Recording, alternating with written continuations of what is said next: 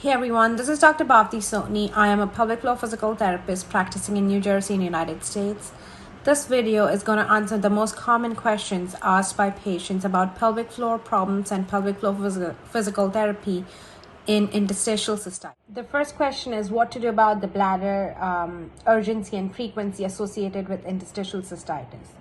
So let's say the urgency and frequency is coming from the pelvic floor. So the few things that you can do is making sure that you're not clenching your pelvic floor, making sure that you are not straining to empty your bladder. Even if you feel there's something left, make sure to not strain or sit there for like a long time trying to empty. Make sure that you are good with your diet and not cutting back on the water because you're going to bathroom, things like that. You can also do internal pelvic floor physical therapy to help with the muscle tightness if that is the reason for the urgency and frequency. It's important to make a note that urgency and frequency can also be coming from the pathology in the bladder itself, and that should be treated medically with your urologist or an MD. The second question is internal pelvic exam or treatment necessary for pelvic PT? For a lot of patients, internal treatment might be traumatic. It might be really painful to start with. And so in that case, the goal of pelvic PT is not to increase your pain. The sessions should not be painful.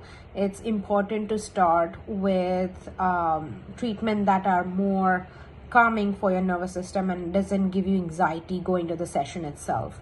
So there are a lot of things that your pelvic physical therapist can work on, like your breathing, your posture, working on the abdominal area, working on the bladder and pelvic floor. Is what are the best exercises for strengthening? Not all patients need strengthening of the pelvic floor. That being said, not all patients have to stay away from strengthening as well. So if the muscles are in a tense situation for a very long time, if there is chronic pain present, which then makes the muscles tight, then eventually that can lead to weakness and then urinary leaking from the weakness because there was tightness, if that makes sense. So there should be a program that probably starts first with making sure that the muscles are not tense and they're relaxed, the pelvic floor muscles, and then also adding some sort of like abdominal and hip strengthening exercises instead of pelvic floor strengthening first. And then eventually, when the patient does not have any tightness present, and once the pelvic floor muscles are able to stay in that normal resting state, then it might be a good idea, if needed, to add the pelvic floor strengthening. Pelvic floor strengthening doesn't necessarily mean only Kegels. It is done more in a functional position rather than Kegel, especially for interstitial cystitis patients.